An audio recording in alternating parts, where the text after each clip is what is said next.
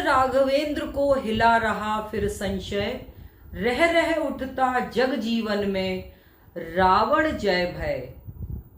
जो नहीं हुआ आज तक हृदय रिपु, दम्य श्रांत असमर्थ मानता मन उद्यत हो, हार हार मन उद्यत हो, हार हार। नमस्कार साथियों, मैं हूं डॉक्टर मंजू गौड़ और रिप्लाई कर रही हूं वैशाली राजपूत के प्रश्न का। आपका प्रश्न है कि हम निगेटिव थिंकिंग को कैसे कंट्रोल कर सकते हैं। डियर वैशाली, क्वेश्चन पूछने के लिए थैंक यू। निगेटिव थिंकिंग को कंट्रोल करने की जरूरत नहीं है, क्योंकि दिन है तो रात होगी ही, पुण्य है तो पाप भी वहां पर होते ही हैं।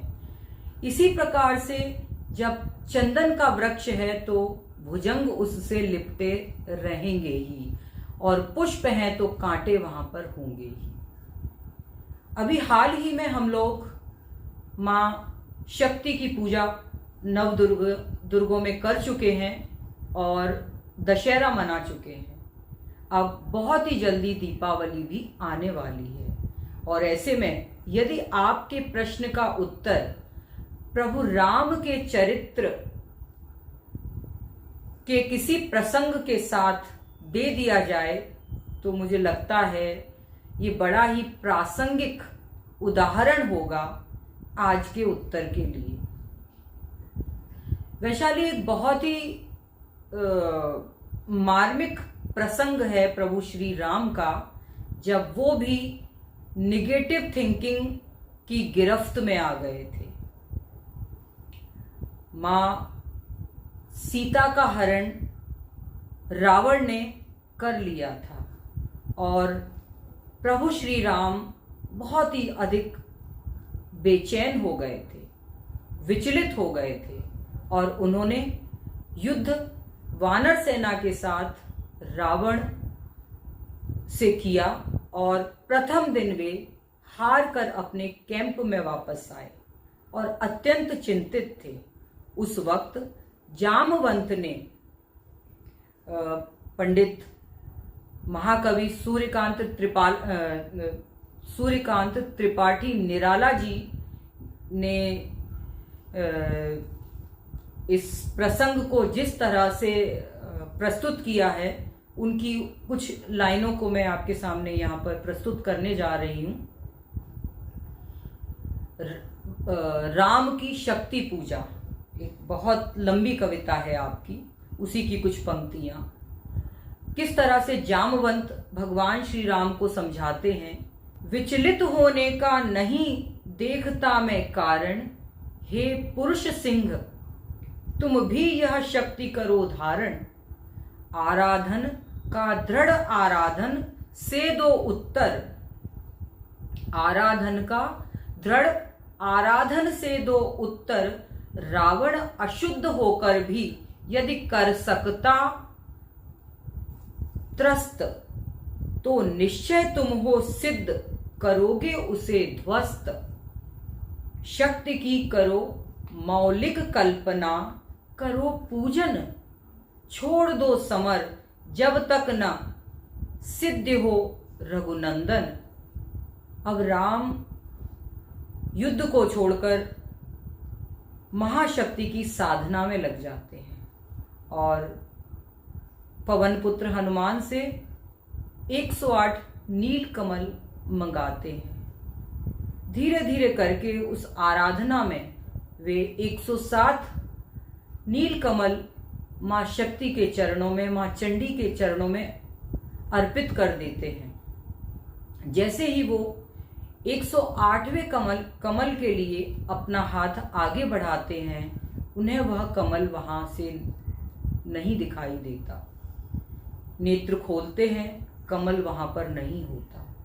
भगवान श्री राम बहुत अधिक विचलित हो जाते हैं, बहुत अधिक सोच में पड़ जाते हैं कि हे मां, ये क्या, मेरी आराधना पूरी नहीं होगी क्या? मेरी पूजा मुझे फलीभूत नहीं होगी क्या? रावण जैसा दुष्ट प्रकृति का व्यक्ति वही मुझसे जीतेगा? ऐसा उनके मन में एक द्वंद्व चलता रहता है। और एक तरफ बहुत सारी निगेटिव थिंकिंग उनके मन में आ जाती है। लेकिन वहीं दूसरी तरफ उनकी जो पॉजिटिव थिंकिंग है वो प्रभावी होना शुरू हो जाती है।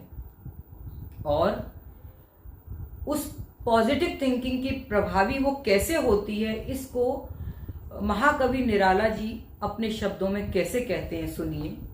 वह एक और मन रहा राम का, वह एक और मन रहा राम का, जो न थका, जो नहीं जानता दैन्य, नहीं जानता विनय, जो नहीं जानता दैन्य, नहीं जानता विनय, कर गया भेद वह मायावरण प्राप्त जय।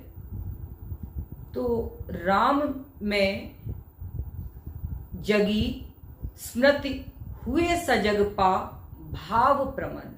और इस तरह से जो उनका पॉजिटिव माइंडसेट था वो धीरे धीरे नेगेटिव माइंडसेट पर हावी होने लगा, और जो संशय और कंफ्यूजन की जो स्थिति उनके मन में थी वो धीरे धीरे हटने लगी। और उनका जो एक और मन था जो कभी थकने वाला नहीं था, जो पॉजिटिव था, वो वहाँ पर प्रभावी हुआ। और उन्हें तुरंत, क्योंकि जब आप पॉजिटिव होते हैं तो आपका जो मन है वो अच्छा अच्छा सोचता है और आपको नए अच्छे विचार आने लगते हैं। तभी भगवान प्रभु श्री राम के मन में विचार आया कि बचपन में मेरी माँ कौशल्या मुझे राजीव लोचन कहा करती थी, अर्थात मेरे जो नेत्र हैं वो कमल के समान सुंदर हैं। तो अब तो मेरे पास एक नहीं 2 कमल हैं इस वक्त। और जब ऐसा विचार जब उनके मन में कौंधा, तुरंत ही उन्होंने तरकश से एक तीर निकाला और अपने नेत्र के पास लाए, क्योंकि वे चाहते थे कि उनकी पूजा भंग ना हो। और उसे पूर्ण करने के लिए वे अपनी एक आंख मां शक्ति को भेंट चढ़ाना चाहते थे। जैसे ही वे तीर को अपनी आंख के पास लाए, मां शक्ति स्वयं प्रकट हो गई। क्योंकि जब आप पॉजिटिव माइंडसेट के साथ किसी भी कार्य को अपने हाथ में लेते हैं तो आपका सहयोग करने के लिए बहुत सारी दैवीय शक्तियां, आपको पता भी नहीं लगता कहां कहां से आकर आपका सहयोग करने लगती हैं। सिर्फ जरूरत होती है अपने उस पॉजिटिव माइंडसेट को और ज्यादा मजबूती से पकड़े रहने की। जैसे कि राम का एक और जो मन था जो न थका। तो जब आप नहीं थकेंगे तो निश्चित तौर पर पॉजिटिव माइंडसेट वाले व्यक्ति आपको मिलते चले जाएंगे। और मां शक्ति ने जब इस तरह का त्याग और तपस्या प्रभु श्री राम की देखी तो वो कहने लगी, होगी जय होगी, होगी जय होगी, जय हे पुरुषोत्तम नवीन, कह महाशक्ति राम के बदन में हुई लीन। और जो महाशक्ति थी प्रभु श्री राम के शरीर में लीन हो गई और वे सर्वशक्तिमान बन गए। और अंत में उन्होंने रावण को परास्त कर मां सीता को मुक्त कराया। तो वैशाली, मुझे लगता है कि नेगेटिव थिंकिंग जरूर हमारे मन में आएंगी, आती रहेंगी, उन्हें हम रोक नहीं सकते। लेकिन हाँ, हम उन्हें अपनी पॉजिटिव ताकत से, पॉजिटिव माइंडसेट से उन्हें पीछे छोड़ सकते हैं। और जो कुछ भी हम अपनी जिंदगी में प्राप्त करना चाहते हैं वे उसी तरह के एक मन में, जैसे कि भगवान श्री राम का जो एक दूसरा मन जो कभी थका नहीं था, उस मन से हमें भी प्रेरणा लेकर न थकने वाले अपने मन को इसी प्रकार अपना जो कर्तव्य और अपना जो सच्चाई का जो मार्ग है उसे न छोड़ते हुए अपने गंतव्य तक, जो हमने अपना जो टारगेट फिक्स किया है वहां तक चले जाना चाहिए और चलते ही रहना चाहिए।